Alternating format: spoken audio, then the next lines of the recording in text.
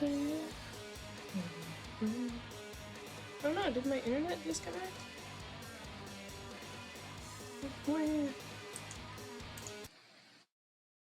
What happened? Hey.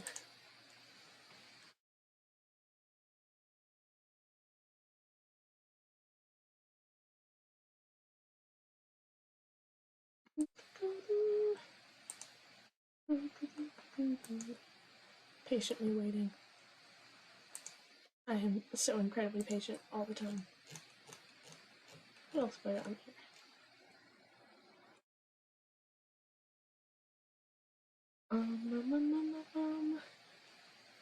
here? Should we listen to Stravinsky's Rite of Spring? Guys like Stravinsky? I like Stravinsky personally. I'm a very big classical music nerd.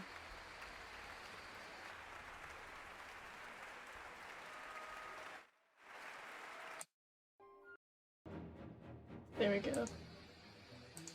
Ah, beautiful music.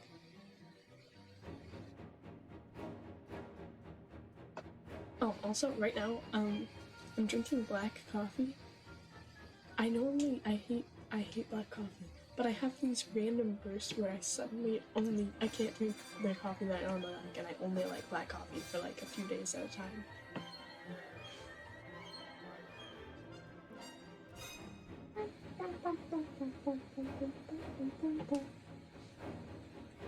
I love making my viewers anxious with this music.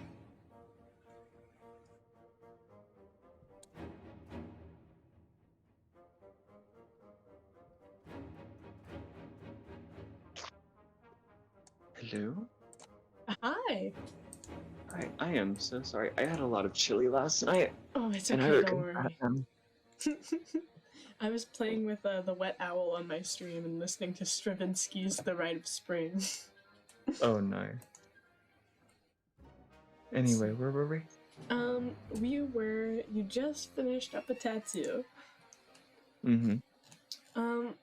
So after giving this woman her tattoo and her leaning over and being like, thank you,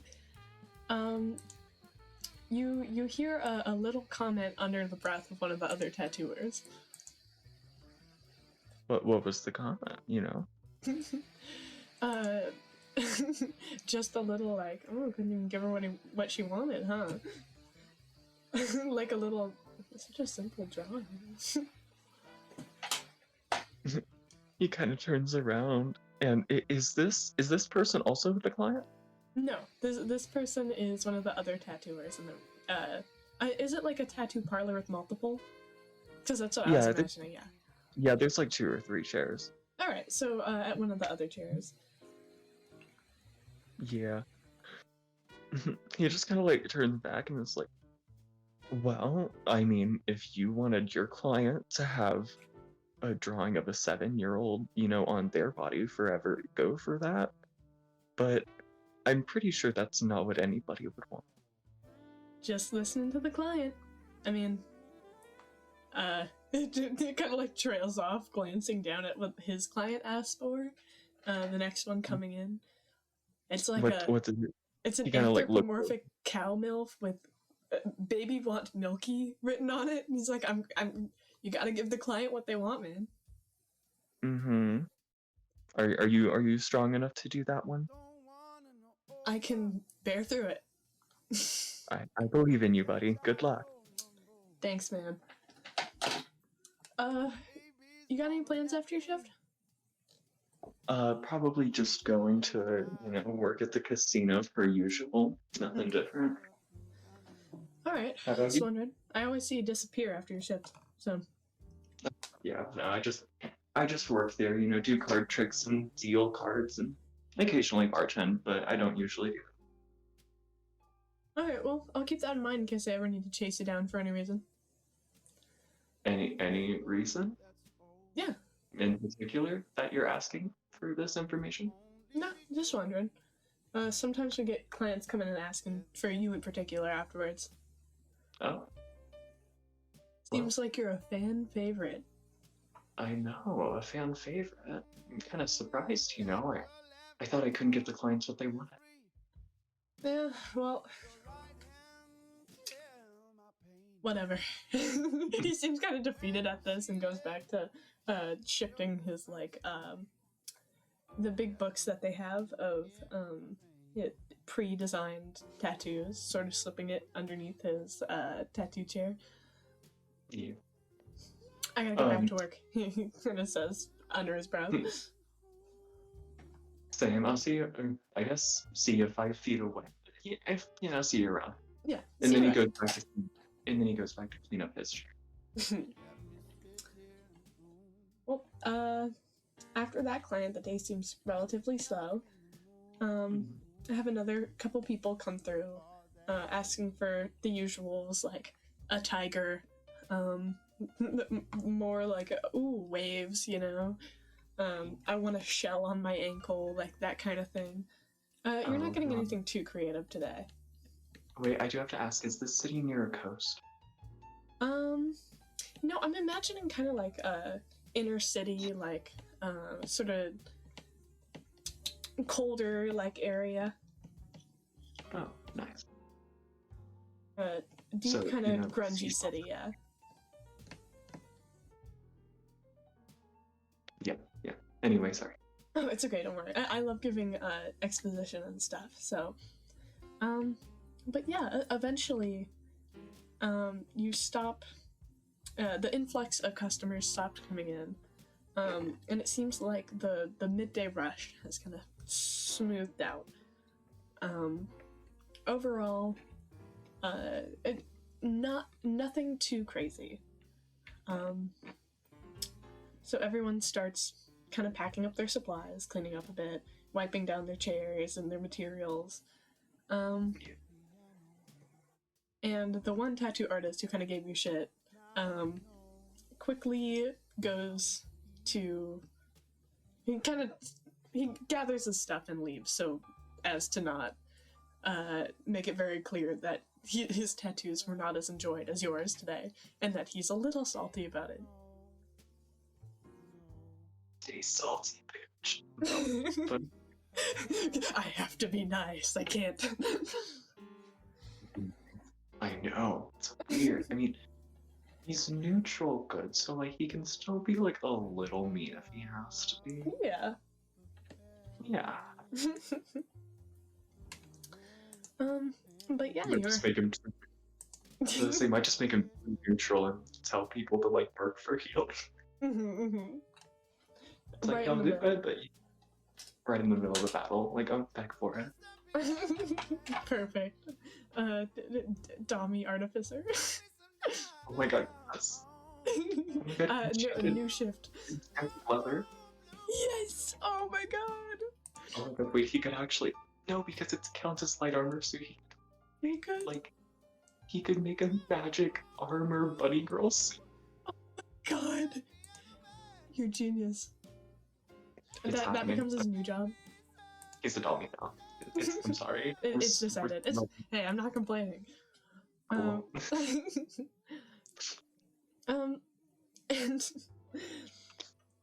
And after a while of getting everything cleaned up, you hear a loud commotion. It seems like some yelling, some like gasps, coming from somewhere outside the tattoo parlor. Is the tattoo parlor in the casino? It's like, I'd say it's like a block away or so. It's not that far, right. But it's close.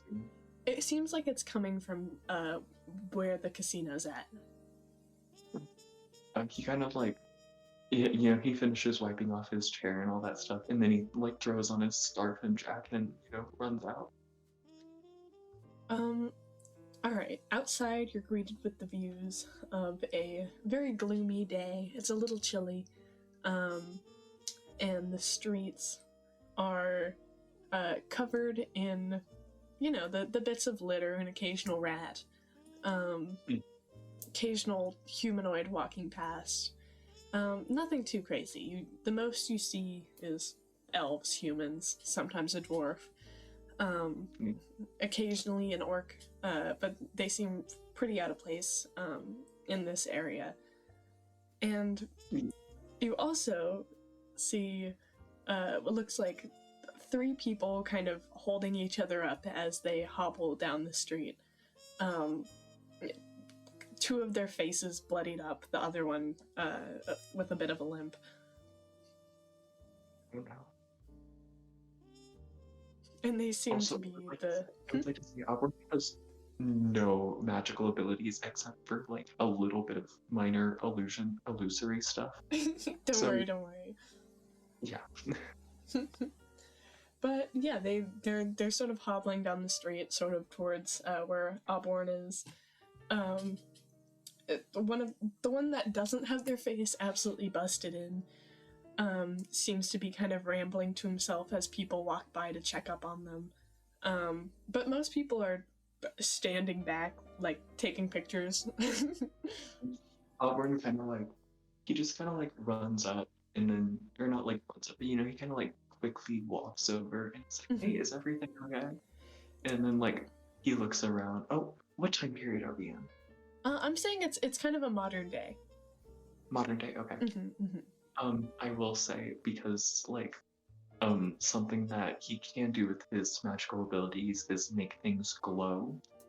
So he kind of like, he makes his scarf glow and then like wraps it around, or not like around, but like drapes it over the 2 people's faces, so that way they were like blocked from the camera.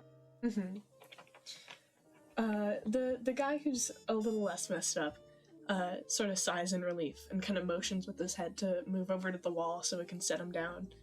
And so he hobbles the 2 people over and sets them down, rubbing his face quickly to kind of get his bearings. And he's like, yeah, we're okay now. I'm gonna get these 2 to the hospital. But ran into some fucking guy in back behind the casino. Sketchy dealings, I know. You probably shouldn't meet people back there, but I did. And we made a bet, and we won. So he was supposed to give us some cash. Instead, he beat the shit out of us, man. Well,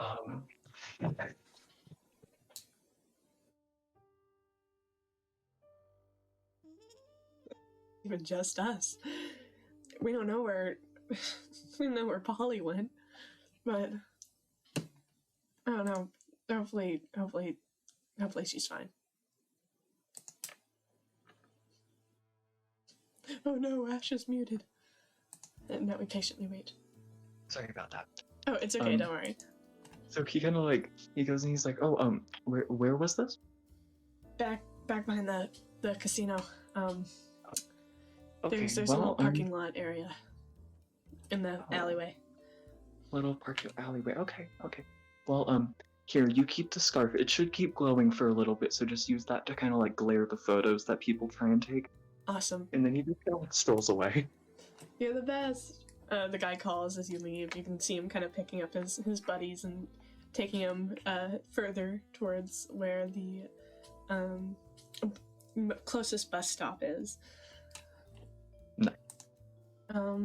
But yeah, you can head through the crowds around through the casino to get back to the parking area if you wish.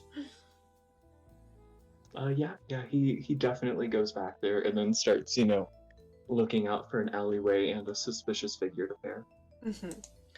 Would you like to roll investigation for me? Sure. If I can...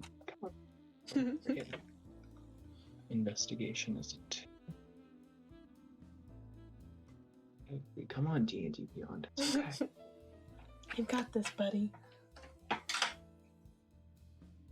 Oh, Lord, Alright, give me just a sec. Sorry, I used the D&D Beyond dice because all of mine are at my house. I still haven't been able to find mine. I've been using the Obsidian dice roller. There's an Obsidian dice roller? Yes, it's one of the community plugin things. Oh, nice. It also has initiative sheets. That is a beautiful 19. Ooh, all right. So look at him go. He knows.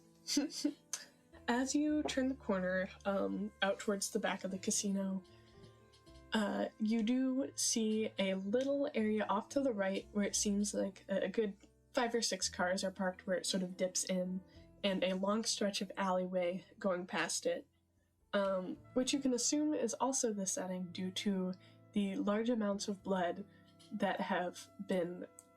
It looks almost purposely smeared on the floor around that area. Going up a little higher than you think it probably should, like, it's weirdly purposeful how there's like a hand mark and then up higher as well, like they like jumped to get it up. And big, like oversized boot marks tracking through them. But the step is unnerving. It looks like they're almost like jumping with their feet connected between each step. So yeah, that's what you spot. He's just kind of like staring for a minute. Also, apparently he does have some little cantrips, but none of them are healing. They're kind of interesting, honestly. But yeah. Who needs healing anyways? Who needs healing? Kel survived their session 0 on 1 health, so... Oh. From fighting a bear. Why a bear? Oh, well, I guess ranger, but still. Yes, and their house is like in the woods, and that's where their session 0 took place, but... Nice. Also, I feel like, so since Auborne was born a very, like, nature-oriented species, I feel like, you know, a lot of his magic, maybe not, like, his infusions, but, like, you know, his actual spells, I feel like a lot of them are going to be more, like, nature, like, almost druid-y, but not quite. Yeah, that works. Being, like, a part satyr and stuff. Yeah. Anyway, but he just kind of just walks over and is like, did somebody tie your shoelaces together? You like, don't do you see need some anyone. help? Oh, what about the people like hobbling upstairs with their feet together? Oh, no, you see bloody boot prints on the floor like that. Oh, okay. I'm totally misunderstood. Don't worry. Yeah, there's like a trail of them leading further into the alleyways. He just kind of like... I'm trying to think of like, what would he do?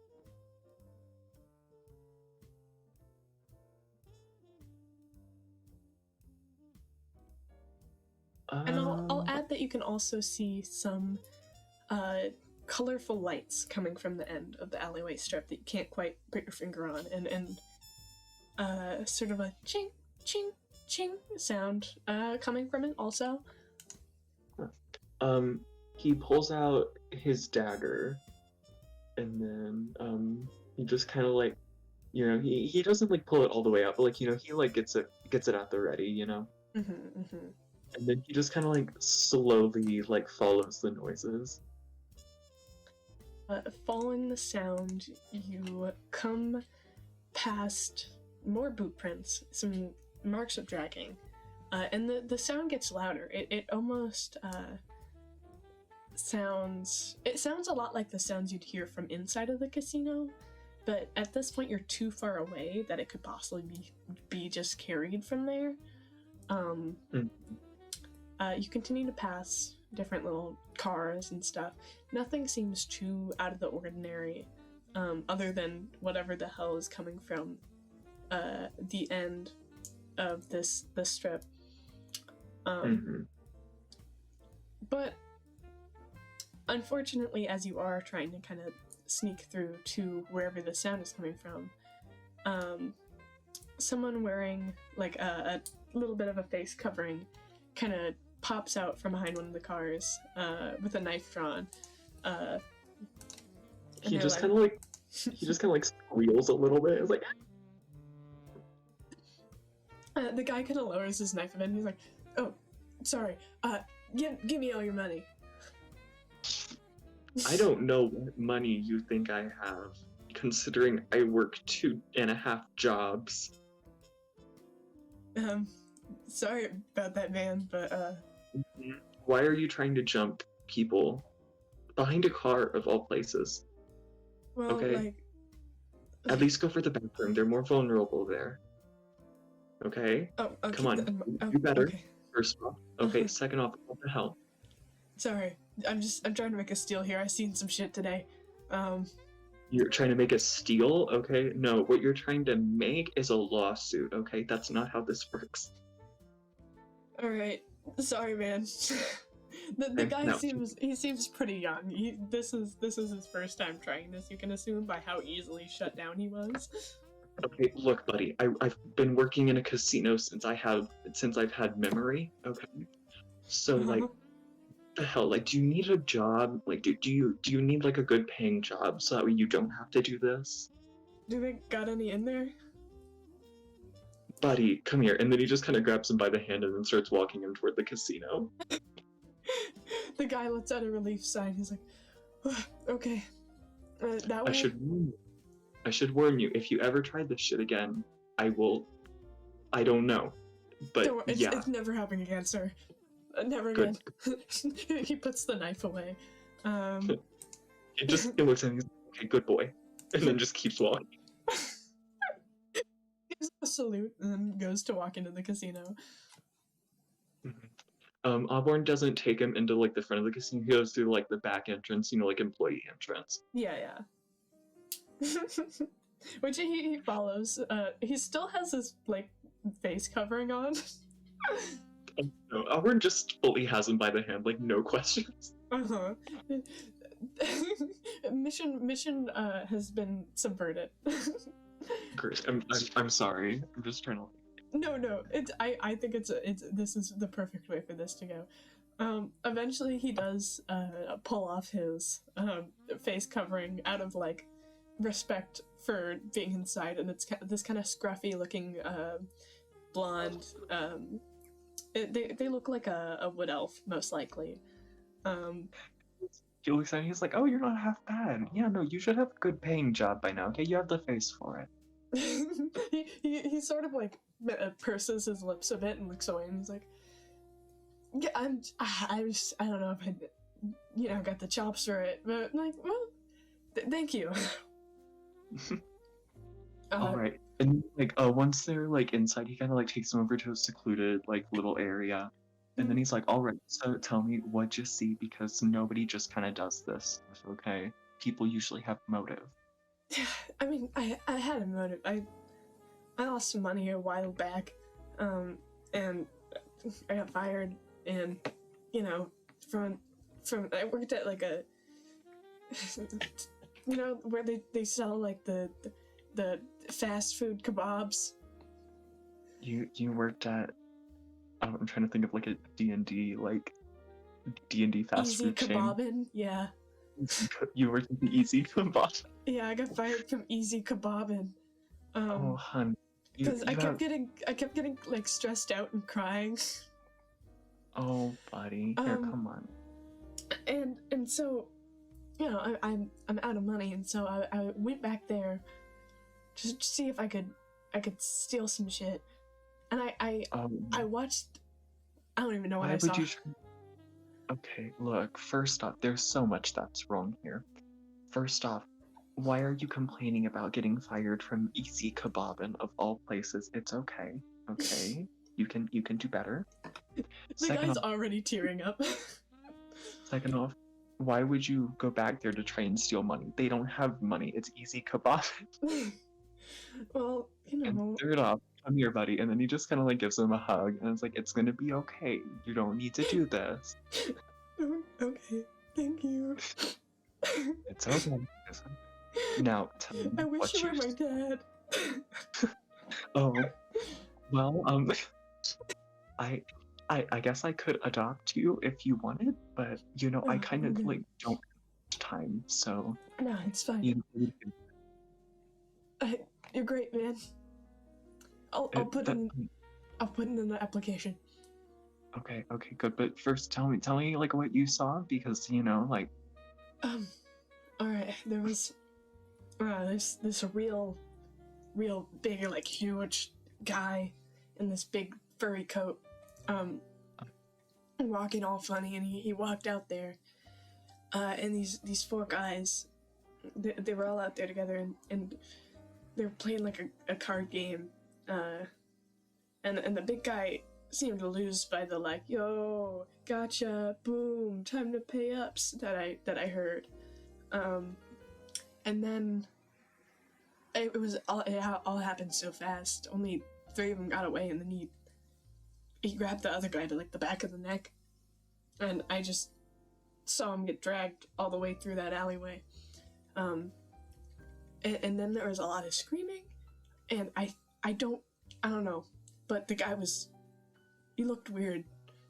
Like, he didn't look like any sort of Okay, so there was the creature big I've seen. guy. How many other people were there? 4. There were 4? Okay. Well, I saw like 3 people that were pretty bloodied up from something. Probably them. I don't know, but I saw 3 of the guys leave. I was in my car, kind of hyping myself up to rob them, but rob the easy kebabin of all places. Yeah. It's okay.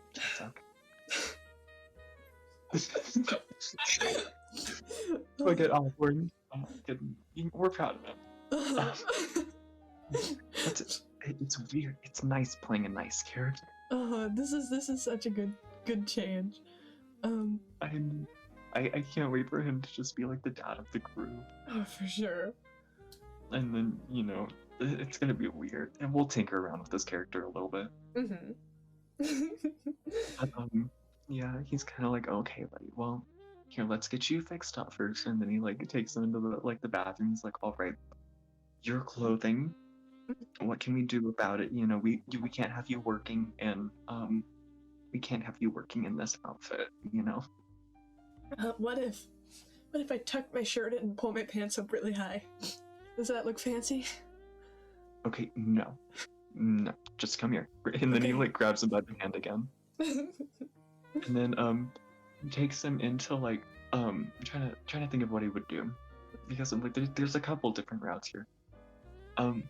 He starts taking him to the back towards like where the owner is. Yeah, and then he takes him into like the owner's office. Just more questions. The owner is there filing some paperwork. He doesn't seem too busy or into his work. So when you walk in, he's going like, "Oh, Auborne." Hey, what's this guy's name? Wait, what's the owner's name?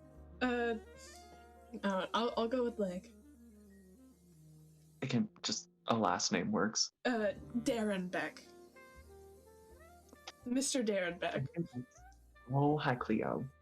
All right, guys. I'm playing D&D. Yeah, adoptions. Aww. It's like, oh, hi, Mr. Darren Beck. So, I need a small favor. Okay, so this guy, right? Look at him. He's beautiful. He's charismatic, right? You know what he would be really good at? He would be really good at bartending, okay? He already has the experience for it, okay? He's already worked food. So, I think he would be a great fit for a casino family. I see. The guy gives like his best kind of awkward smile. He's like, yeah, I was really good at easy kebabin. Oh, yeah. Auburn just kind of like looks down like, buddy, you shouldn't have said that. I'm not gonna lie. I get him. Mr. Darren Beck kind of gives a big sigh, for nodding and goes, I'll get someone to train him. Oh, I mean, I could train him if need be. All right, well, that works for me then. Cool. Is there like a uniform store, or do you just kind of like this flurry? There should be a storage closet. to the left of my office. Oh, right.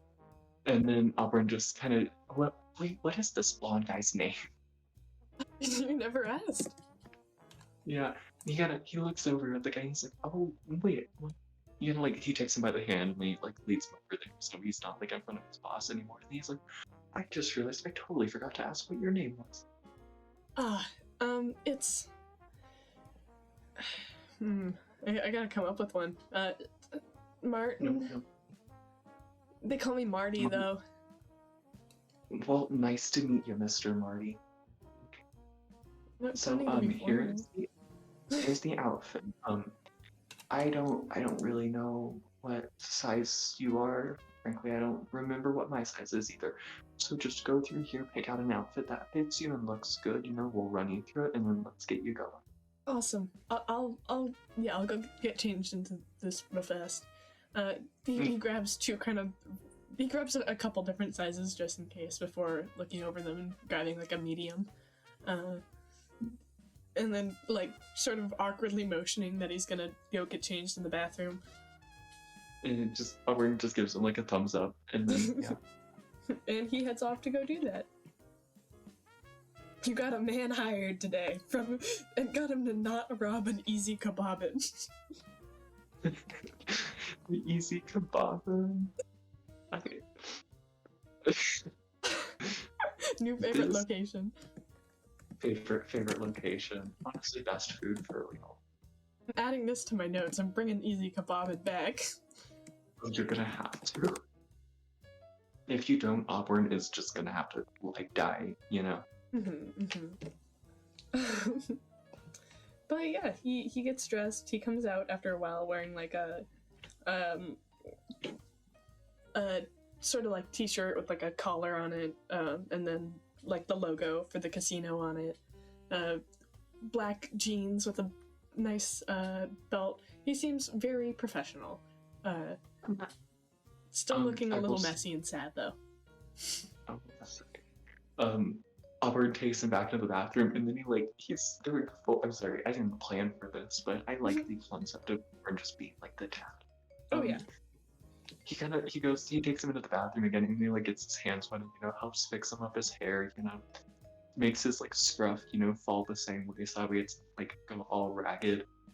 And then he takes a bow tie and ties it around this guy and stuff, and then ties it around his collar, so he has that extra little spit. He gives he sort of seems to have calmed down at this point, smiling a bit. He's like, "Thanks, guy." Just call me Auburn or Auburn. Mr. Silver, whichever you prefer. Auburn. It more we're close, we're friends or whatever. Yeah, we're friends. Yeah, you can call me Marty. Martin's formal. Nice to meet you, Marty. Again. Do I start today or later? Cause I don't know, you might be busy with the whole thing. Do you have any plans? Because you're already in the outfit. Here, come on. And then he just grabs him by the hand again and then takes him behind the bar. Marty very happily follows after. He's like, no, my only plan was to rob the easy kebabin.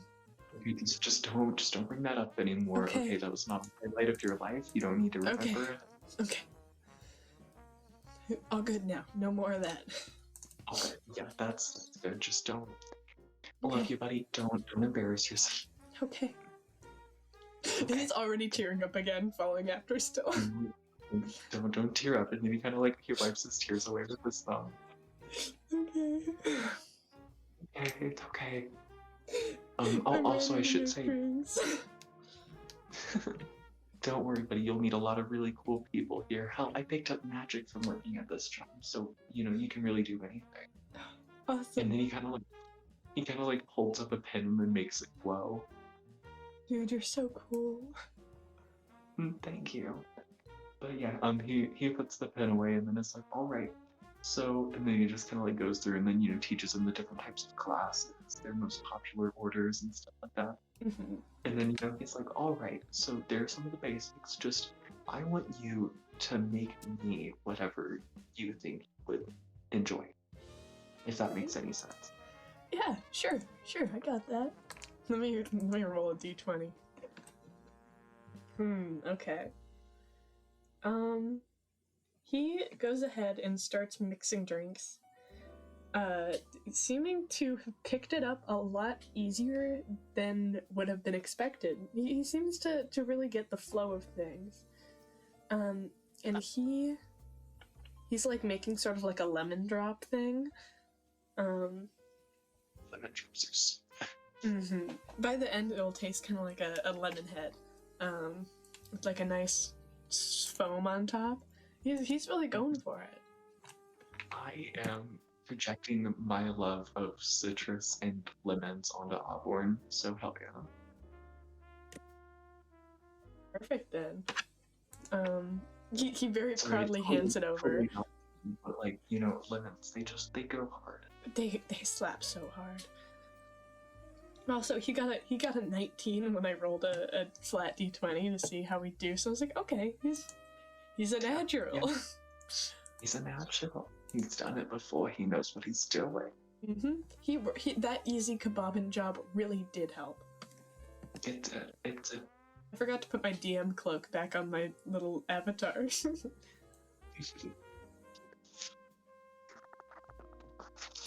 But yeah. Once he finishes it, Auburn takes a small sip and just like has the biggest smile on his face. He's like, "Oh my gosh, lemon is my favorite. Thank you so much." No problem. I'm happy that you liked it. Yeah, you're a natural. Oh, I've never been told that before. I'm surprised. Yeah, I've never made drinks really, so maybe this all really did work out in the end, huh? I think this is gonna be a fun place. Awesome. And then he just kind of he's like, "All right, buddy. So do you need any more help here? You think you got it?" I think I'm set. Yeah. Right. I'm gonna go and be at the dealer's table right over there. Okay. Yeah. If you need anything, just come over, ask. I would say don't get too close so we don't get any paper cuts because I do throw cards around. Of course. And do you think I should call the police about that thing? Because I kept hearing screaming. Just let me. Oh, honey, no, just let me deal with that, okay? Okay, just making sure. Okay. All right. Well, I am gonna go on my lunch break, okay? If I come a little bit bruised, don't worry, okay? I'll see you later, okay? Bye. All right. Yeah. I'll see you then. Be safe. And then he kind of gives this kid a hug and then just walks away. He seems very happy now. You have set this guy on the right course of life. You're setting him on the right path. Hell yeah. Also, just please. Oh. Up the jazz volume for a second.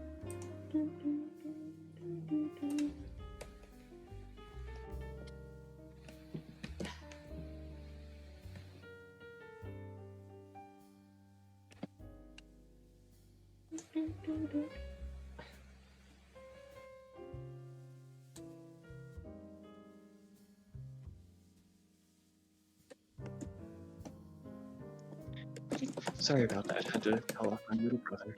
Don't worry. I was just texting Turtles because he woke up from a nap anyways. Oh, nice.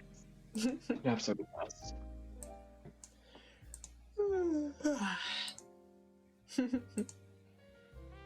Oh Lord, it's 5:30 there. Uh-huh.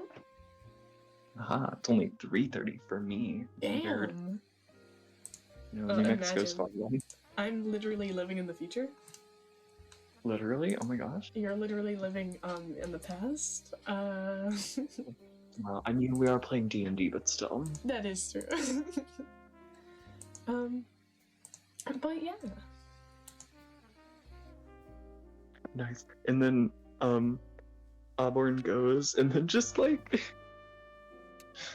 he's just kind of he waves back at the kid and then he just walks out of the casino straight. Straight shot. Straight shot right to where the incident occurred. So heading back to the car that you not nearly at all, there was an attempted mugging at. The lights are still shining brightly, but it's very quiet. So you can go around the corner to check out what's going on over there if you want. Okay. Yeah, he kind of peeks his head around. And peeking your head around, you are greeted by the fourth person, and they seem strapped up to some sort of machine thing with a giant roulette wheel in front of it. There's a little sign painted on with black calligraphy ink, very extra. It's very like flowery writing, and it just says, "Take your shot," with a little heart afterwards. The roulette wheel having 3 options: live, die, ?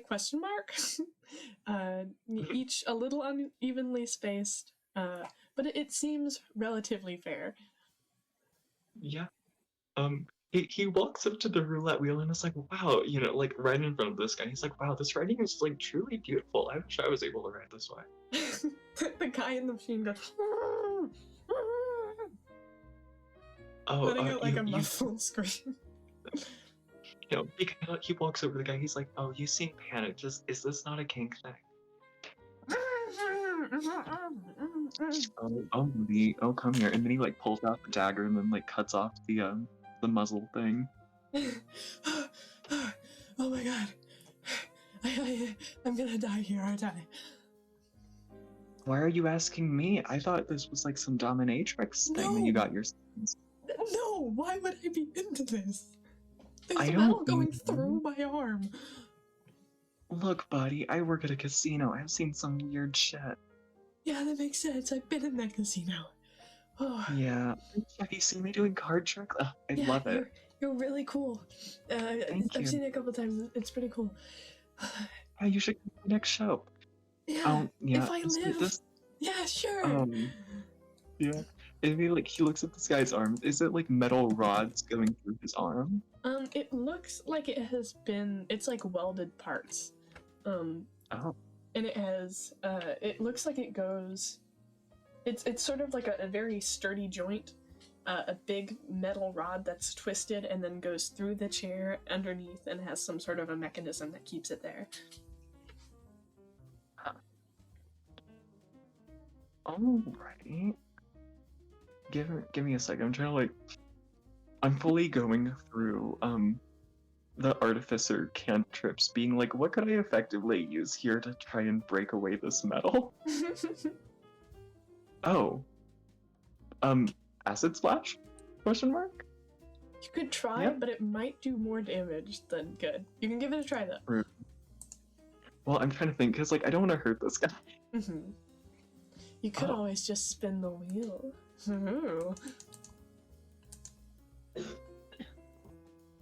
Oh, wait a second. Oh. What if I just kind of like do artificer stuff and enchant a weapon real quick? I mean, you could do whatever you think works. He gets... Okay, so he pulls out, or he still has his dagger in hand, and he uses green flame blade, which it wraps his weapon, in this case his dagger, in a bright green flame. So yeah, and then he uses that to see if he can kind of like almost unweld it, kind of like chop through it. I'll say that works. You make it through the are you going from like the mechanism part that keeps it locked down or near the joint? Near the joint. Alright. Mechanism looks... We're not gonna touch that. Cutting it near the joint, if you want to try and snake it through his arm, you can now at this point. And he's able to wiggle his arm a little bit more. I'm not gonna about to do that because, well, I mean, he's pretty smart whenever it comes to like medicine. I feel like he'd know that would be more likely to have somebody bleed out. So I feel like I feel like he'd be like, no, let's just kind of like leave the rod in your arm and get you to a hospital and then cut off the other end. I will say it is secured at both ends. So there's it's like an armchair with where the rod goes through the center of the like chair arm and then has a lock underneath it. So cutting it off near the joint, the mechanism is still at the bottom. That keeps his arm down against the armchair arm. Yeah. I can draw a little diagram if you want. I think it'll be okay. I'm trying to think. I'm gonna have Auburn roll a medicine check if that's okay. Yes, go for it. Because I feel like I'm gonna see how much of a doctor he can be using nothing but like a flaming dagger. Mm-hmm. And that is that's 21. Okay. Oh yeah. Yeah. He could probably cauterize the wound or something. I feel like he would cauterize the wound. So yeah, let's do that. So he snakes this guy's arm through, and then also before he does, he looks at the guy. He's like, "All right, buddy, you're about to experience excruciating pain like you've never felt before, but you will live." Oh, okay. So here's a belt, quite literally. Just bite it, and then he takes off his pant belt and then puts it in this guy's mouth. It's like, "All right, buddy, good luck." And then he pulls the rod out of this guy's arm and then shoves the flaming dagger into the hole to cauterize it. Oh my! He doesn't seem to be screaming too crazy loud. You can assume getting it put in was probably a little more painful. But he is definitely not enjoying himself either. Yeah. And damn. Would you like to also roll an Arcana check for me? Sure.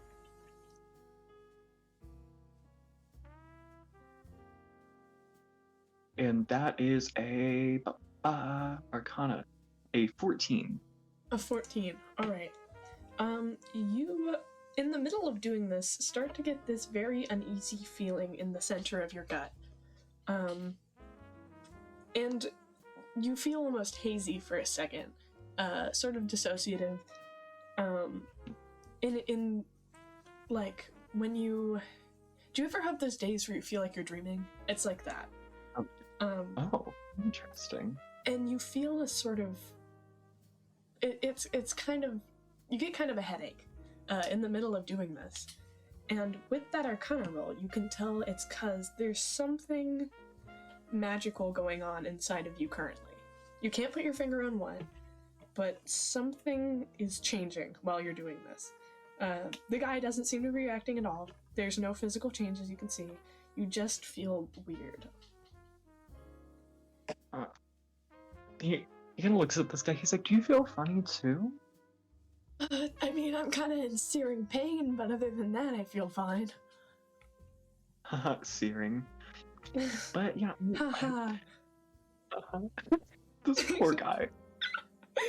He's going through it today. He is. He's like, For Polly. I don't know. It's kind of funky, you know. It's not the enjoyable, like weird feeling, you know. Yeah. Sure, man. Sure. Oh, this poor guy. And then he proceeds to do the same thing to his other arm, which I'm also assuming is secured. It is. He's like, "All right, buddy." And he puts the belt back in this guy's mouth. He's like, "All right, ready for round 2? Just get it over with. No problem. Before the guy comes back. Oh, who's the guy? And then he says that as he like proceeds to pull his arm out and then cauterize it. The guy's like, he's squealing against the belt as he gets this pulled out. With the first second that he's not in excruciating pain, he gets out of breath. He like, I don't know his name. He's just, oh my god, ow, oh holy shit. Yeah, sorry. Well, that'll hurt for a little bit here. Let's get you to the hospital because I can almost guarantee they'll do a little bit better than I just did. Okay. Whew. And then he tries to like pull this guy over his shoulder, and he is very, very obviously struggling. The guy kind of he takes a deep breath and he's like, I can stand, so you're good for that. But and he gets up, trying not to move his arms at all. Like, holy shit, I don't know how I didn't bleed out. That is insane. Well, it's cauterization is a very, very fun thing. Yeah, for sure. It is surprising. There wasn't too much blood on him at all, really, when you did see him there, which was a little out of the ordinary. But I will say, as they start to walk away, Auburn does go back and spin the wheel now that the guy's out of it. All right, let me give a dice roll 1 to 3 since I don't have a D3s aren't really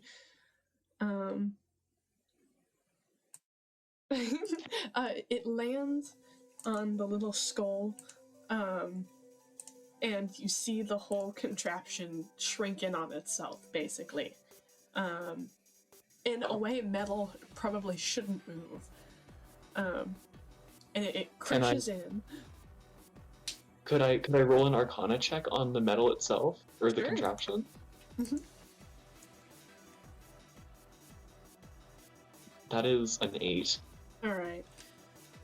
You can't tell what exactly was done to it, but there definitely was some sort of a spell used, and from what you can tell, it doesn't seem like it was from close. It seems almost like,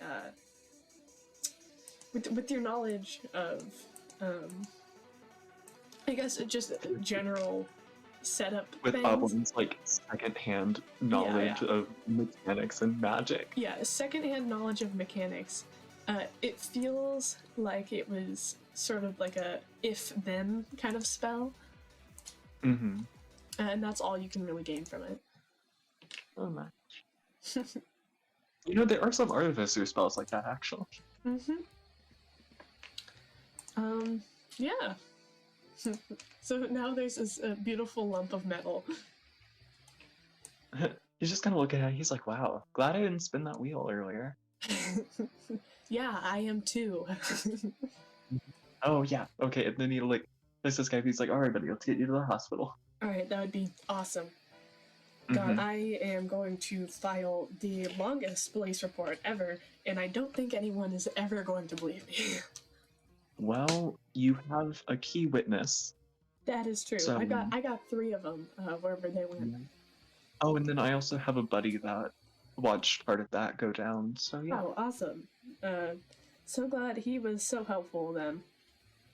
Well, I mean, considering I met him 5 minutes ago, and he's a sweetheart, but he thought robbing a easy kebabin was a good choice for money. Easy kebabin? Yeah. Dude, aren't they going bankrupt? How's he gonna get any money out of that? It's okay. We got him a good job. We got him a good job since then. Don't worry. So glad. He's doing better for himself now. We're proud of him. It's so good to see that there's still kindness in the world. After I got metal molded into a chair. Oh, that was truly impressive. Like, is this guy like a big guy, or like, you know, what's this guy's build? Huge. I couldn't get a good look on him because he is wearing this huge. Oh no, I'm talking about the guy. Oh, like the little that. guy. He's about average. He's like 5'8", medium, not too muscular or anything. A little bit of lean muscle. Yeah, and then also the information on the guy was nice. But yeah, he's like, oh wow, like okay, like did he have any like, you know, weird features or anything, you know, like hair, stuff like that? See his hair? He was wearing a like this weird ass mask. What kind of mask? It was like a bunny. It's weird as shit to wear when you're in the alleyways, but I was like, oh, maybe he's like some sort of fashion guy. See, it could have been a kink thing earlier. Yeah, honestly, I'm starting to suspect it. Yeah, you know, like Playgirl Bunny is pretty big. Yeah, I don't know. It seemed pretty big for him. Yeah, seemed pretty big for a boy girl. The bunny girl scene, you know? Or I get, what would be like the D&D equivalent of a bunny girl? I guess it'd just be a bunny girl, but girls still. also. Yeah. Especially with how this world is, there's a lot of modern or like normal sort of everyday our world stuff. At least in this area of the world. Nice. So yeah. But the guy kind of gives a half-assed laugh, and he's like, yeah, probably. I'm sure he would get an amazing contract. There's got to be a lot of people who'd be into that. Yeah.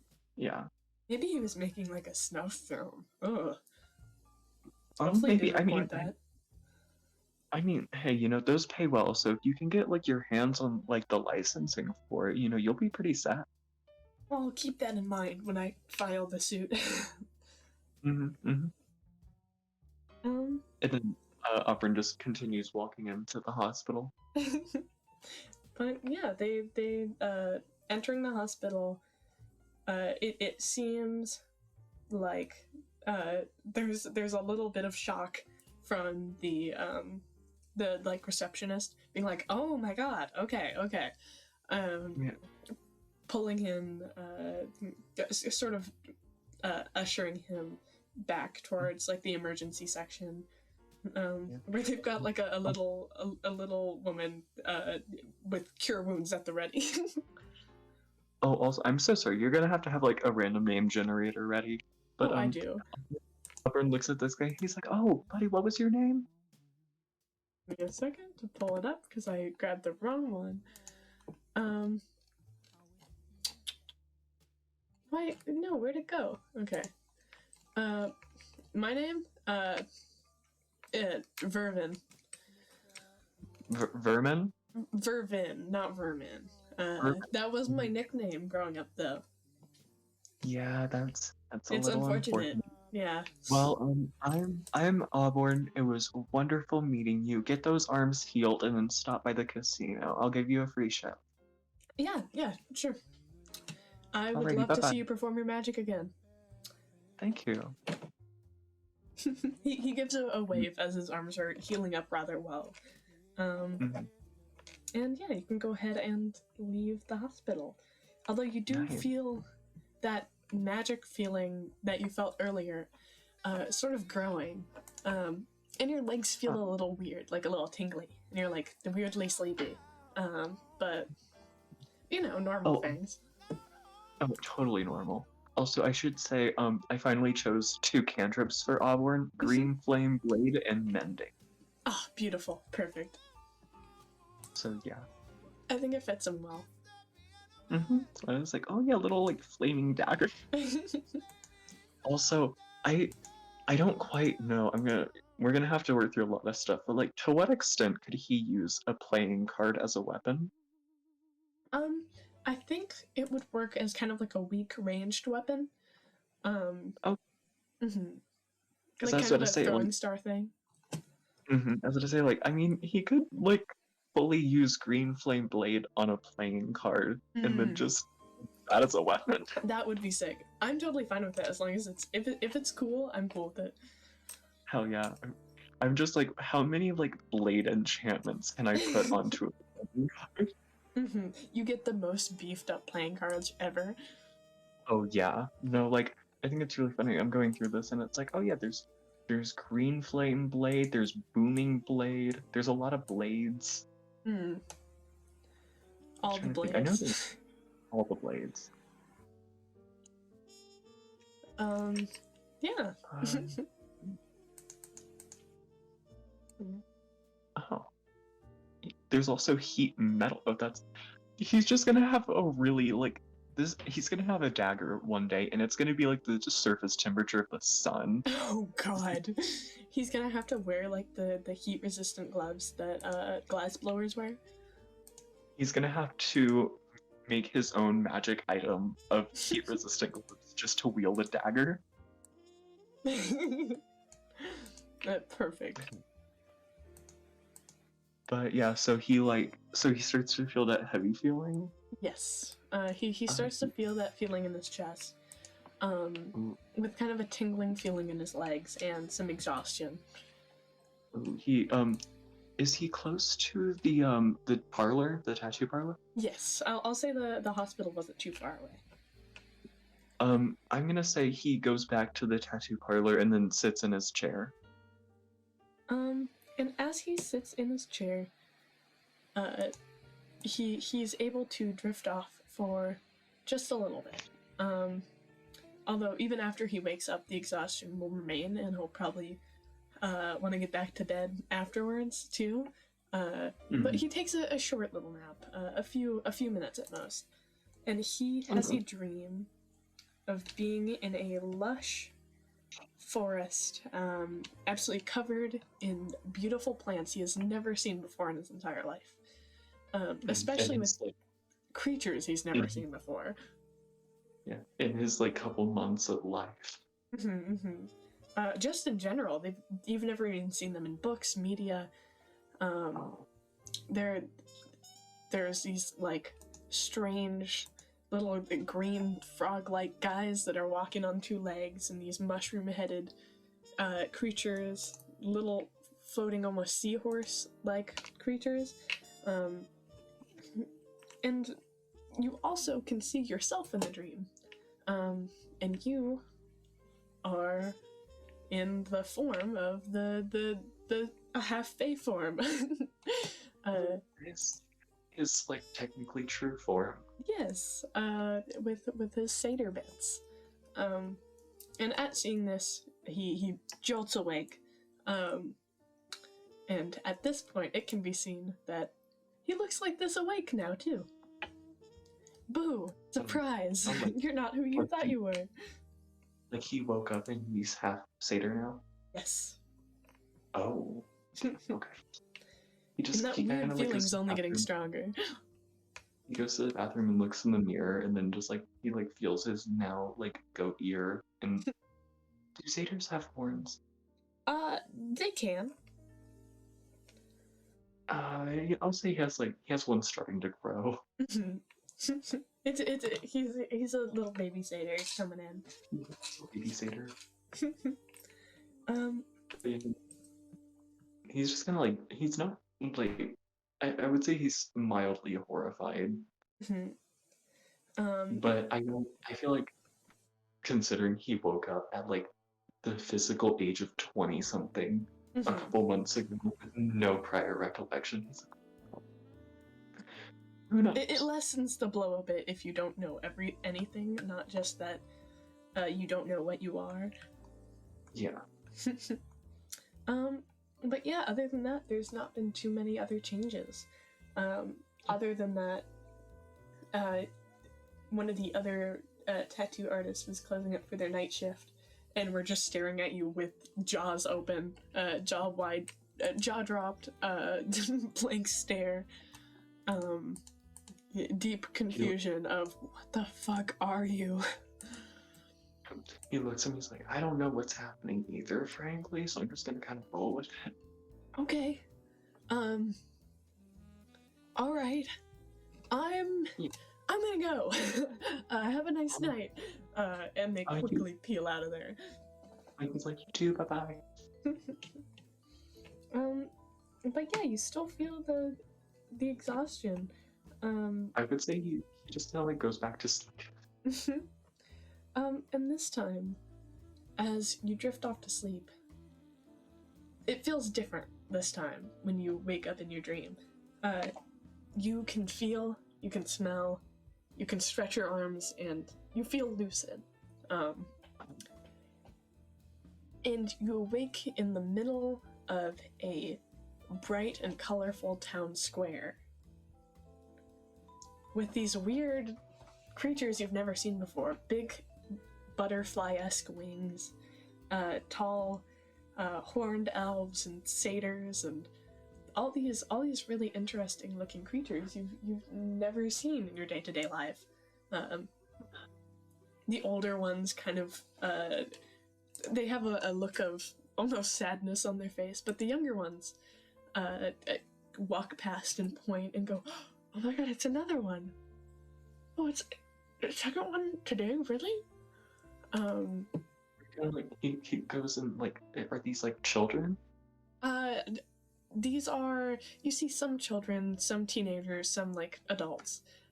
It only seems to be like the really old people, like the ones that look like they're barely hanging on to life, even for a long lifespan creature. Mm-hmm. Yeah, but like who was pointing out his existence? I'll say it's like a late teen. Okay. He goes over to him. He's like, "Hey, so yeah, what's happening? I didn't have a horn or a satyr ear 5 minutes ago, so." Oh, well, you are. Yeah, it's like a big thing here when you guys show up. You're a shiftling. Nice. It's like, you were meant to be here, but you weren't put here for whatever reason. In your case, I don't know, but you tend to grow into it when you're older. We knew a couple when I was little, and yeah, you guys are really cool. And we just had another one show up earlier. I think they're already off to bed, but or they're off somewhere. But yeah, it's cool having another person here. Oh, welcome to the Manifested Vale. Nice. So it's kind of like a dream? Except it's a dream you can't leave. It's better here anyways, so. Yeah, that's fair. I mean, I didn't really have much happening. Well, I mean, I did just meet this guy who I'm pretty sure wants me to adopt him. Well, maybe if you think hard enough, you can get him to come here. It's when people dream a lot, things become real. So maybe if it's not the same as him, it'll still be his dream form. Maybe, because I would like to visit him again. He was rather sweet. I'm sure that you'll be able to arrange that. There's if you need help getting around, I can give you a little bit of I can point you in the right direction. There's maps if you go towards the gate. And we have a tourist center because we get some people coming from Werelian a lot, especially when we get immigrants from Werelian. Yeah, I'm not really big on touristy things. I know that's kind of hypocritical considering I worked at one. But makes sense. Is there like a tattoo parlor here or a casino? Something like that? No, not yet. You could probably open one of your own eventually. Well, maybe... I mean, is there a vacant building? Huh? Is there a vacant building that nobody's using? Well, I mean, you'd have to buy it. We have an economic system here, but either way, you'll it'll probably take you a while to get situated. I'm sure the queen put out a little memo earlier, kind of saying when you guys arrive to push you in that direction. Eventually, you don't have to go right away. She's pretty cool. So just stop in there whenever. Explore. Yeah, sure. I will definitely do that sometime. Anyway, bye-bye. I'll see you around. Yeah, and bye. Then he walks in the complete opposite direction at which he was told to go. The opposite direction would be towards... Let me pull up my map. But since you don't have a map, your character doesn't have a map, you don't get to see it yet. You are heading in the direction of... there's about 5 shops you can see from where you're going. The opposite direction of the castle would be Psychic Kick, a gift shop, a little residential home, Tinkering Round, and the Gobble Inn. And then also you see the opening to a giant like gate that says now leaving Iatia. Also, I have to ask, did Auborne's belongings transfer over with him? Yes, he has kept all of his things. Oh, so he still has his money. That's good. Because he has virtually no living expenses, considering he doesn't have a home. And his only real thing is like food that he'll buy occasionally. So he has a good bit of money.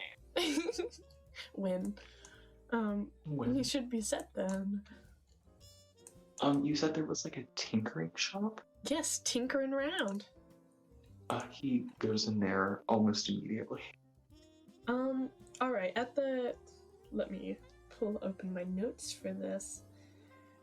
Stepping into Tinkering Round, it is a very warmly lit little shop with lots of little trinkets, and little tinkered, I'm imagining a lot of like dolls and stuff like that. Little just, and it also has a section for what seems like repair. And behind the counter is this little mushroom creature with kind of a big saggy eyes and a big smile. It seems very excited to see you as it gives a big wave over the top of its head. Welcome. Hello, little one. I was wondering because okay, so I'm gonna say Auburn, since he doesn't usually keep his cards on him because like he goes and works there. So yeah, he looks at this little creature. He's like, hey, do you have a deck of cards by chance? Of course. I will grab that from the back. We keep them. We have quite a few. We have playing cards, tarot cards, all the cards that you could ever want. If you have any specific styles you want in particular, let me know. Well, I guess just if you wouldn't mind, what kind of, or may I see your collection of playing cards? Of course. This little mushroom creature goes to the back, and after a couple minutes of rummaging around, they come out with an armful of about 8 decks of playing cards. Oh wow. One of them that they set out has a very spring-themed, it's very floral. The second one is dark with like the background of a moon, each of the card pages being like a light blue color. Then we have a snowy winter one, a summer-themed one, and a fall-themed one. One with various animals on it, one with mushrooms and things going along with her little vibe, and sort of a warm rustic one with like, it looks like the imagery from the inside of an inn, or like a tavern. Oh, nice. He looks at this little mushroom creature and he's like, well, I mean, I could take the one with the mushrooms off your hands unless, you wouldn't keep that because, well, I mean, it's almost as cute as you are. Why aren't you the sweetest person who's ever come through here? When they talk about how nice shiftlings are, they're being serious. Yeah, you can have it. It doesn't go for very much. It's only about 1 silver, 2 silver. Oh, here, how about we do right in the middle at 1.5? Perfect. And then he pulls out the 15 copper from the woman earlier. She takes it with a grin, sliding it over into a little bag of coins. I'm sending you the picture of what she looks like too, by the way. Yes, I have that on my stream, but when she slides it into her little coin package, tying it up tight with a little leather string, before setting it back onto the corner of the counter, sliding you the cards. It is lovely having you here. If you ever need anything, come here. I got you. Well, I was wondering if you had a job opening. I see you do tinkering repairs, and I mean, I haven't done it yet, but I could certainly learn. Oh, sure, yes. I could always use help. You can totally take that offer. I normally just do things myself. You shiftlings are capable. I don't think you need to apply at it or anything. Just stop in whenever you have time to help out. Of course. Do you have anything at the moment? Right now, She kind of hums to herself, heading over to the repair corner, and looking over any of the objects set there. Well, right now, there's this here. She picked up a little box. It looks like it's sort of almost rusted iron. And she carries it back over to the counter, setting it down. She's like 4'8". She's a very small little mushroom lady. And she gently pokes it with her finger and goes, it was a puzzle, from what I remember. And it's this, well, I don't think it has anything too special about it, but I think it used to be Maurice's. If you don't know him, he works at one of the other shops. So, I don't know, it could have something about it. To my knowledge, though, it's just one of his normal scams. And it's just a normal puzzle box. Probably has, like, a crystal inside. But it's too rusted, and we can't get it open. Can I have Auburn try and use mending on it? Sure. Alright, Auburn just kind of, like, puts his hands on it and then uses mending. And that fixes it right up. It turns into this beautifully ornate iron puzzle box. And when you can finally shift it open, you can finally shift it open at this point. It has fully separated up the bits where it had rusted together. And what is inside? When you do open it up, you see a little note that goes, sorry, nothing in here, LOL, love Maurice. And that's it. That's all that's inside. But the mushroom lady gives like a big sigh of relief. It kind of looks at the note and goes, yeah, that's what I expected. But this is phenomenal work. How do you do that? You are an incredible wizard. Oh, thank you. I don't know if I call myself a wizard. I just picked up a couple tricks along the way. Well, I think your tricks are unlike anything I've ever seen. And I'm sure... do you not have magical figures in this town? We have a few, but most people aren't too powerful. We tend to avoid using our magic for harm, except unless absolutely necessary.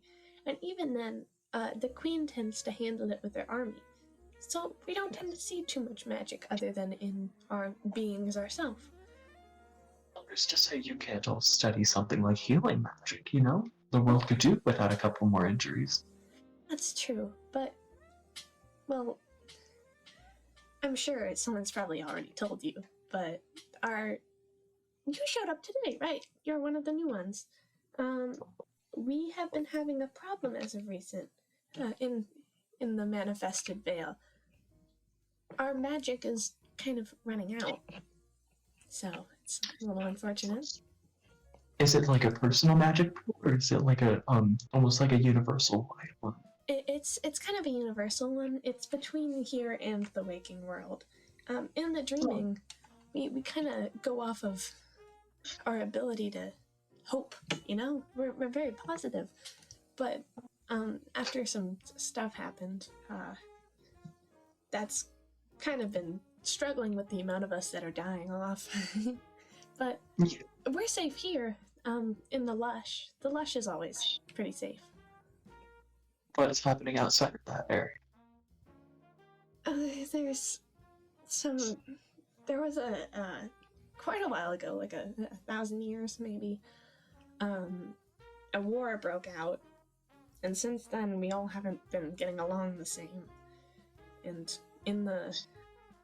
it used to be called something else. I'm not too brushed up on history, so I don't remember it. But Perfect. There's this area that used to be different, and then it got taken over by this guy, and he is using the way that we work against us for his own power or whatever. I don't know his name. Nobody knows his name, but he seems to align more with the nightmare side of things than the dream side. Well, I can say I've had both, so I should be okay to talk with him. Maybe. You'll have to find him first. Oh, that'll be no problem. Just, where did you say his castle was? He Or lives city? he lives all the way across the world, basically, in the Mad Yonder. Oh, well, I best get on my way then. And then, like, he just reaches out his hand to give her a handshake. She reaches over as well, shaking it. Goes, You might have prepared before that, though. He's kind of scary. He lives in, I don't know, the biggest town out there, from what I remember, from geography classes, Rosacure. But I don't know if he's there. No one has seen him in years. Alrighty, well, I'll have to be the first. It was wonderful doing business with you. I shall see you again shortly. It's wonderful seeing you, too. Alrighty, bye-bye. Bye. She gives a big smile and a wave as you leave. And then he just kind of like, he walks out of the shop and then just walks out of the town fully. Walks out. As you go to walk out, you see some of the guards at the front kind of look out and go, "Hey, aren't you going to meet the queen?" Oh, well, I mean, I should say I'm going to meet a couple royal figures at the moment, so I shall be on my way. Okay. Because she's got a thing that she needs to talk to you about. But okay, you can come back later. I'm sure she won't care. I'm sure I'll hear about it. If nothing, send an apple for me, or I don't know however this works. But, yeah, we'll contact you on the messaging stones. Oh, yes, messaging stone. Love those little things. Alrighty, well, I shall see you around. Bye-bye. And then he just walks. Try and get back by tomorrow. They call out to him. I shall certain. Not intending to go back at all.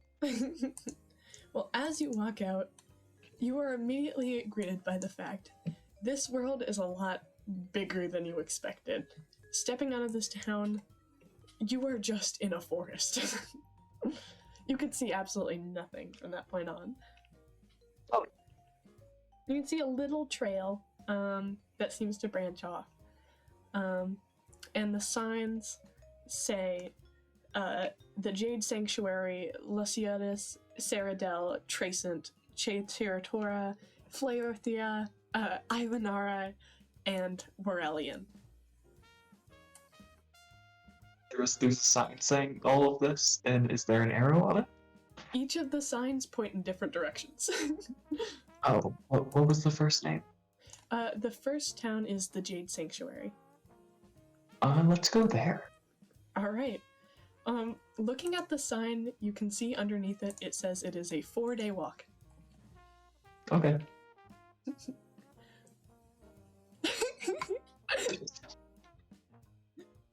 mean, if you want to walk in this direction, but... You know what, he's gonna try, because he doesn't really know where he's going, but, yeah. Starting the walk... He's had an off feeling going anywhere familiar, so he's just gonna start going places unfamiliar. Alright. Walking off in a random direction, you really get an idea of how unfamiliar this world is. All the trees look different than what you've ever seen. They're sort of almost squishy, and a lot of them are like bright, colorful colors. Occasionally you see a little wild animal that doesn't quite look like anything you've ever seen. And then up a little further, let me see if I can find it, you come across a little field of twirly looking plants besides the pathway. And they kind of sway very beautifully. They kind of exude a very sweet scent. So, like, the plants are, like, playing music? No, they just smell really good and they're swaying back and forth. Oh, I heard sound. Sorry, I'm not hearing. No. Don't worry. Well, he's having a day, so he's just gonna go smell the flowers. Alright. Well, as you go to sniff the flowers, they reel back, unfurling, and showing off a nice, big, wide set of teeth. Well, that's not very friendly. Such beautiful creatures should not kill people. Would you like to roll initiative? Because it's going to try and kill you. I can't wait for him to just try and shank it with a card. Alright.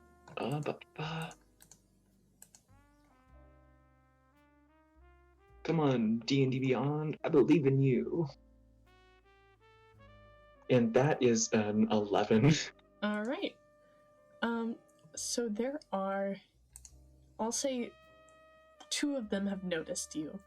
Let's see what they roll. Alright, so you got higher than both of them, a 9 and a 10. Oh, so nice. You can make the first move at these 2 very obviously aggressive looking little guys. Little fellas. Little fellas. If only I wasn't just level 1. I could, Alright, well, he pulls out his dagger and then goes to try and shank it, you know? Mm-hmm.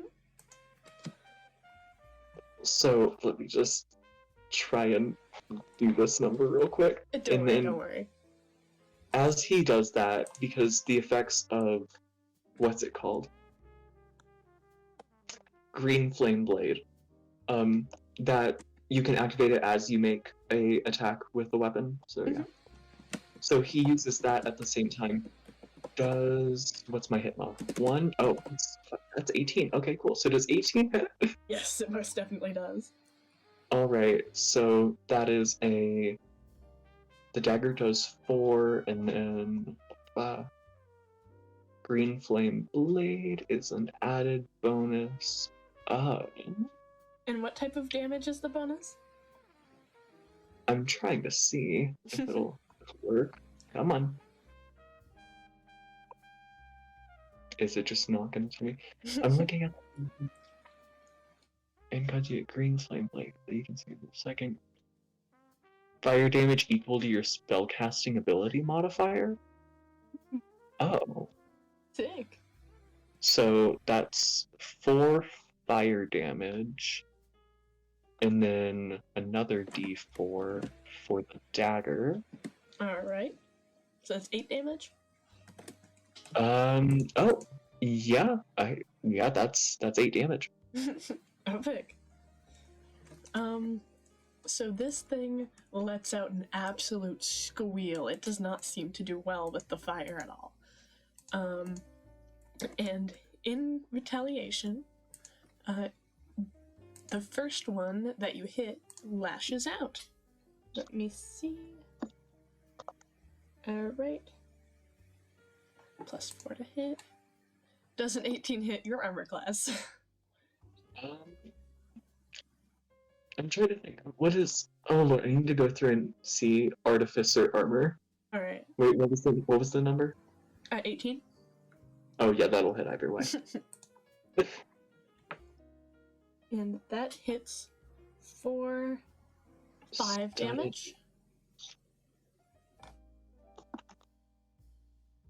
Studded leather. Oh, yeah, so he has an armor class of 14. Alright. And how much damage did that do? 5. 5? Okay, cool. So he has 3 HP. Oh my god. Yeah. He has a D8. Just 1 D8 of HP. Oh my god. How? He's an artificer? Oh my god. Alright. I don't know what you expected, because, you know, artificer. Alright. And then the second one misses. Okay, cool. So it's your turn again.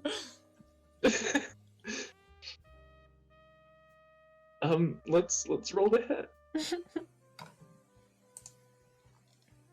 Does, I assume 19 hit? Yes.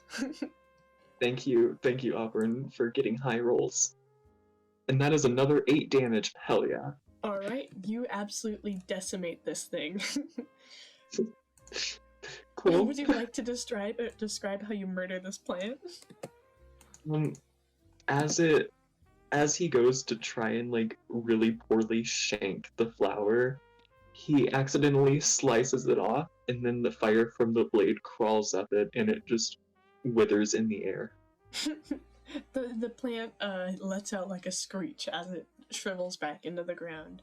The other flower, the other weird twirly plant, kind of reaching out and missing again. Cool. Thank you for just... Yeah. I mean, they're rolling horribly. It just works out. Okay. Well, does 10 hit? Yes, it does. Hell yeah. Just barely.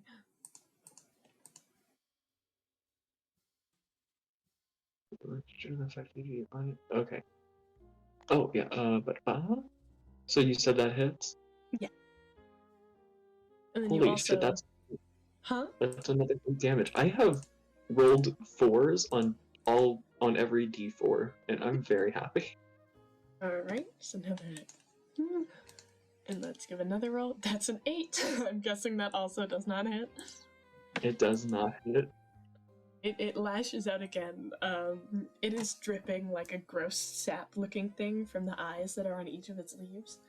And it kind of curls up in anticipation. He looks and he's like, oh, most flowers have beautiful sap. And then, lets out like a weird sweet sound. He's like, sorry, little buddy, because I assume 18 hits. Oh, yeah, it does. Yeah. Alright, d4. Alright, and that is 6 damage. And it is dead. Cool. Look at Auburn go. Woo!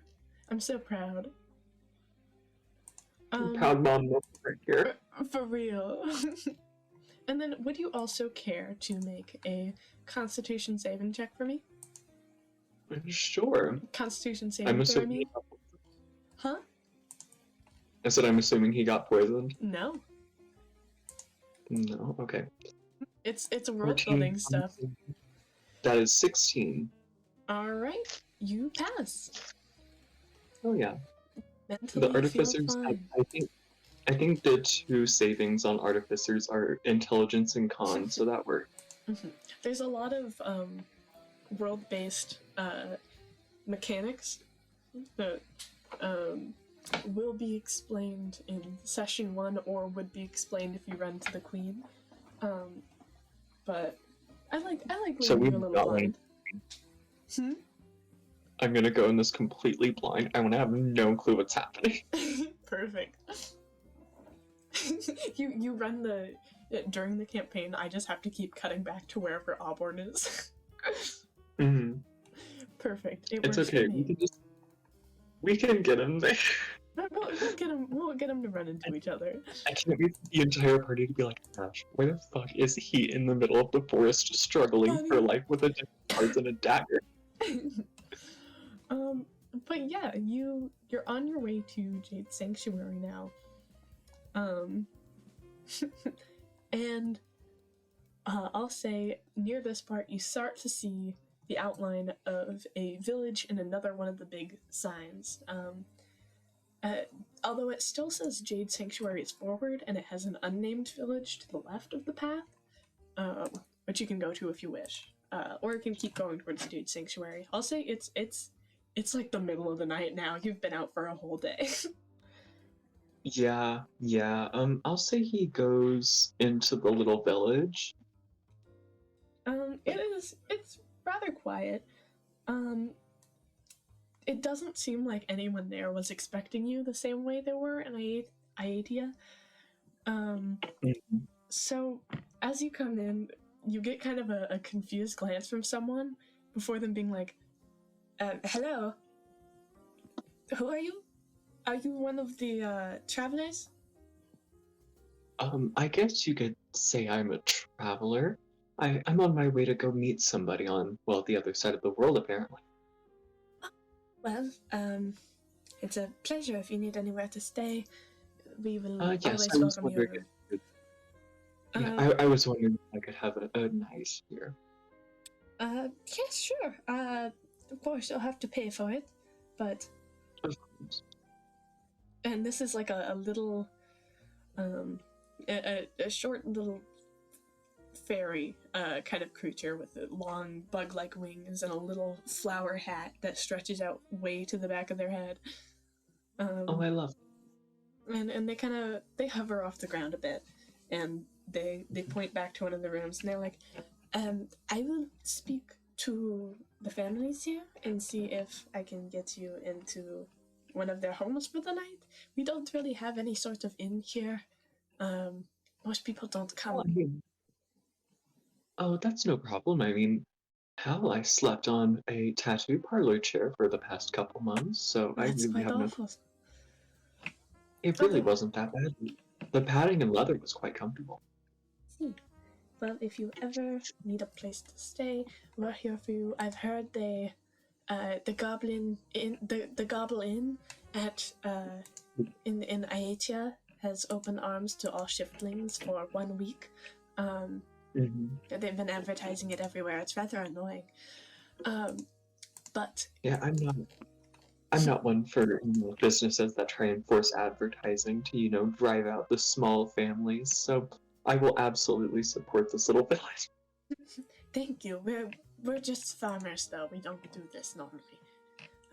So I would suggest not stopping in here like this again. But I get it. It's a rough day. Oh yes, no worries. You probably won't see me again, but that's okay. I shall send you letters. Beautiful. He takes you back to one of the little huts, knocking on it, and a little fairy lady opens the door and she's like, Derek, what do you mean we're letting someone sleep in the house tonight? He goes, he'll give us money. Okay. And she looks over and gives kind of a forced smile. And she's like, hello. Pleased to make your acquaintance. You can sleep on the couch if you wish. It works for me if it works for him. Isn't that right, Derek? And he goes, yes. Auburn looks at the little fairy that owns the home and is like, oh yes, the couch is perfect. How does 1 silver sound? It works for me. It's fine. Money is money. He just pulls out a silver coin and then hands it to her. She takes it and quickly pockets it before walking in and heading over to the kitchen. There's a little fairy kid sitting at the dining room table. She's got like 4 pots going.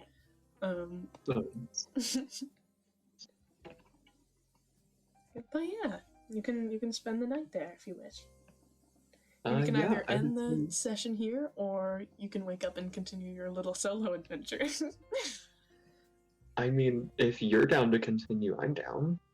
And also, Brody, you're taking the best nap of your night at life. Sorry, she keeps waking up, looking at the door, and then just flopping back over. But yeah, after you rest on their couch, they seem to keep the volume down quite a bit for you. You wake up to the bustling view of a house of a single mother trying to feed her child. You hear this kid. What wakes you up is the kid crying as he looks at his plate and goes, I don't want Crimson Rest again. And she's like, you have to eat it. It's good. It's good for you. I know you don't like the texture. Auburn looks over at the kid and it's like, food is food, buddy. You need it to survive. Can you eat it for me? He sniffles. No, you need. It's like, no, buddy. You need to eat it, okay? I'll make him a plate too. Okay, buddy? Just eat your breakfast. He looks over at the kid and he's like, all right, buddy. I'll eat a bowl with you so that way we can do it together. Perfect. she the like pale lilac colored soup that she's making, she pours into a bowl. It's got a consistency that's almost a mix of cottage cheese, oatmeal, and Jell-O. Oh, that's cool. But it's all one color. It's all this transparent, gloopy, purplish red.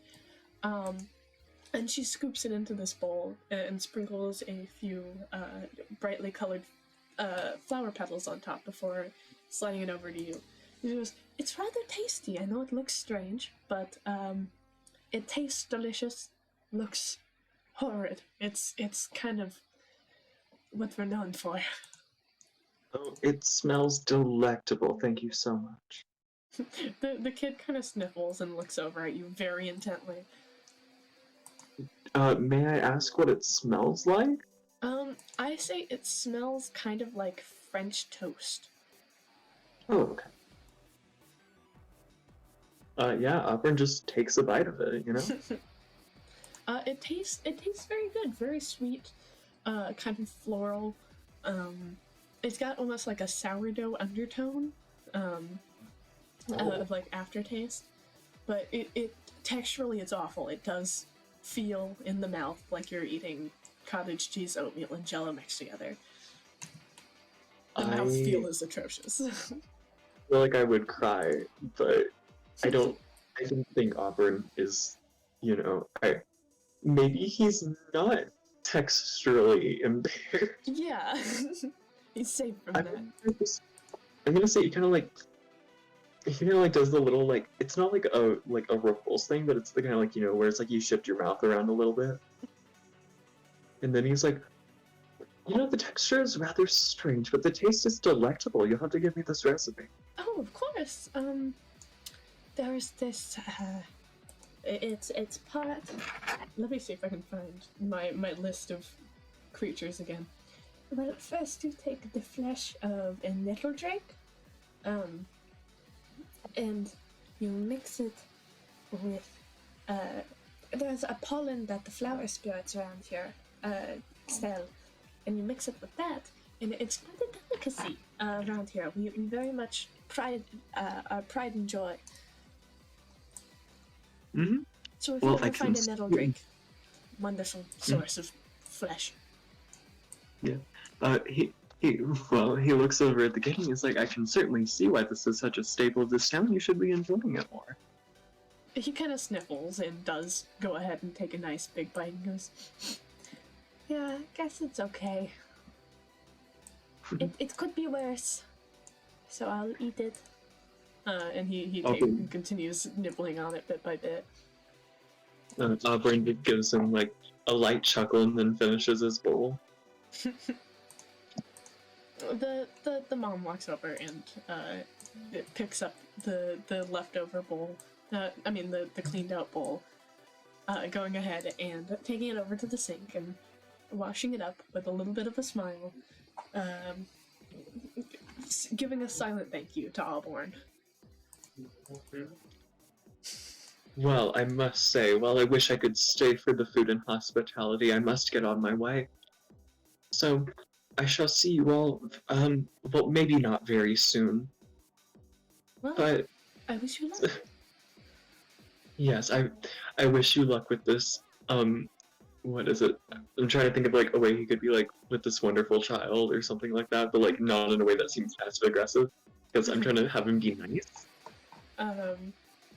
It could be like, what's your name? Dear little, what's his name? I said, well, I'll just say, well, wonderful luck with your farming and everything that happens here. And, well, I wish you a very long and happy life. And then he just kind of walks out the door. She yells at her, "You too, thank you," as he goes. It seems pretty early in the morning still. He is an early riser. This man is on the ball. Let's go. Go. I think this is my first character that's a morning riser, and I think that's very funny. We need a bit of that variety. It's a spice of life. I mean, Toddlia was on top of that, but then again, I don't really think she needed much sleep, considering she sold her soul for physical, like, strength, so, you know? I'm using the PNG of the wet owl to mark where you are on the map on my stream right now, and I find that very entertaining. Since I do have a physical map for everything. I love that. But yeah, the rest of the town still seems to be asleep or in their houses, preparing breakfast. It's a very tiny town. More of a village than anything.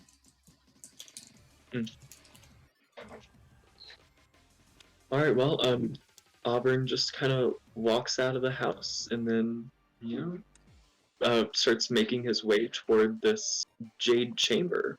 The Jade Sanctuary. The Jade Sanctuary. Genshin. It's okay, it's a curse. Well, you enter a... It seems like the forest is starting to clear a bit more, leading you more towards a very plains-like open floral area of nature. Yes, jade-like Homestuck turtles. But it's a very wide open set of fields. You can see some little floral fairies bouncing from area to area of section of plants, but you can't see any civilization in front of you whatsoever. You're in a very remote area. But the path continues on. This time, he doesn't sniff the flowers. He just kind of walks. As you keep going, the fairies kind of look over and give a little like yoo-hoo, seeming to cheer you on in your journey. One of them flying closer and kind of floating in the air next to you, with a little hello, shiftlings. My voice is too high to pick up on the mic on Discord. Are you one of the shiftlings? Well, I believe I've been called such quite recently for the past couple, like, I think, day. But, I assume so. We heard you got into town, and we are just very excited. Are you faring well with all this? I know lucidity is quick to lose as a shiftling. Oh, no worries. I'm doing quite wonderfully. Okay, just keep an eye on yourself. It gets rough. I will. May I ask what this lucidity is that you speak of? Well, if you kind of feed into stuff too much here, a lot of people go mad. I used to. There used to be some well-known shiftlings before everything went down, and they'd talk a lot about how dreams that the waking would have. Sometimes you'd go into them and you wouldn't even tell what you were doing. You just kind of do it, and they called that how lucid you were. And I guess you can lose that, which is weird. But I don't know. It's a shiftling only thing. I've never experienced it. I was born like this, so. Well, how strange. I shall have to make sure I keep an eye on that then. Good. Take it easy. Where are you going? Great question. You know, I totally know. I'm going that way. Okay. Well, yep. Make sure to take care of yourself. There's no houses for a few more days in that direction. Oh, that's okay. I'm pretty sure I can fashion myself something.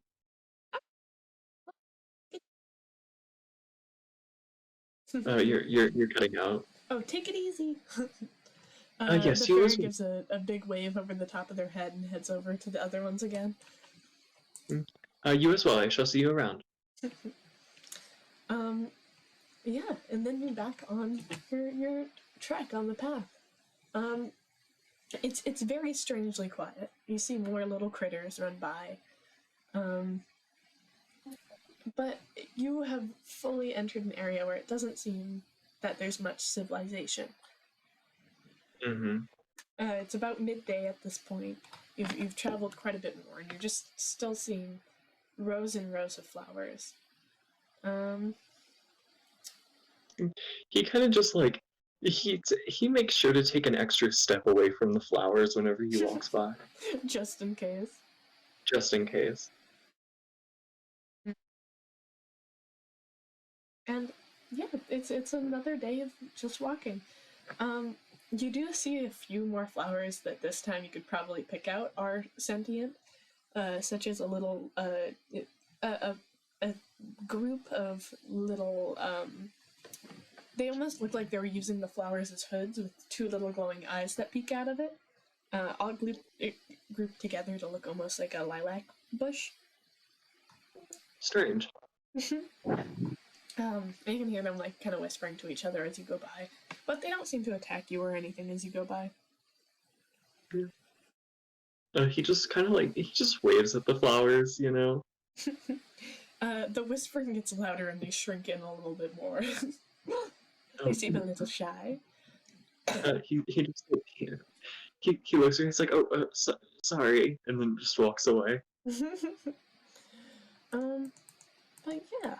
Let's see, I need to move your little icon down the path of where you're heading.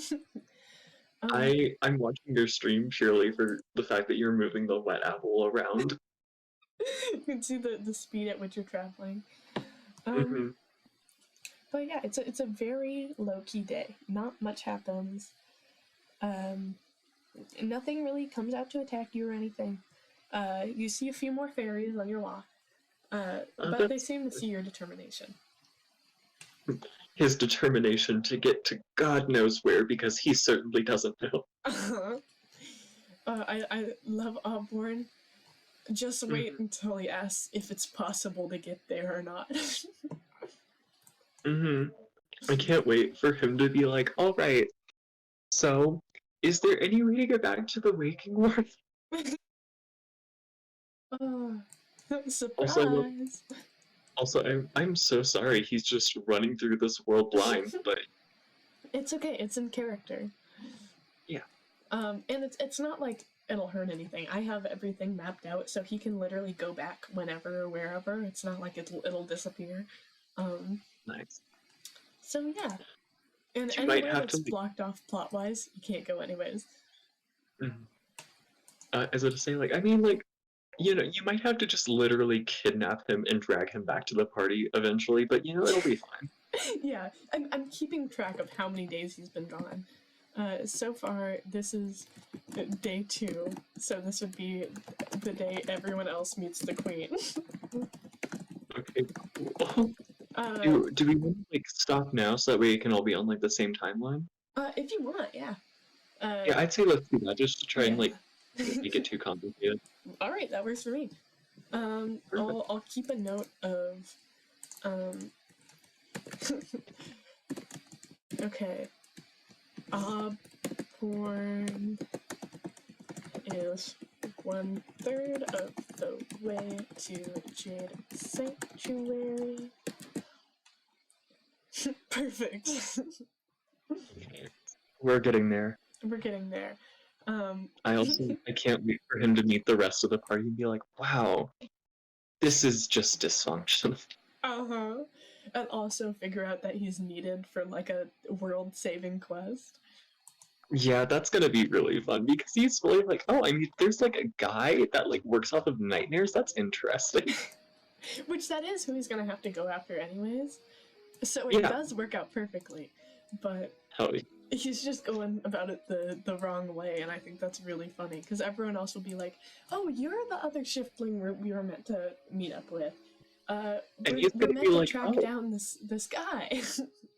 And I can't wait for him to be like, "Oh, I mean, I was just gonna go say hi, but, you know, I guess y'all can accompany."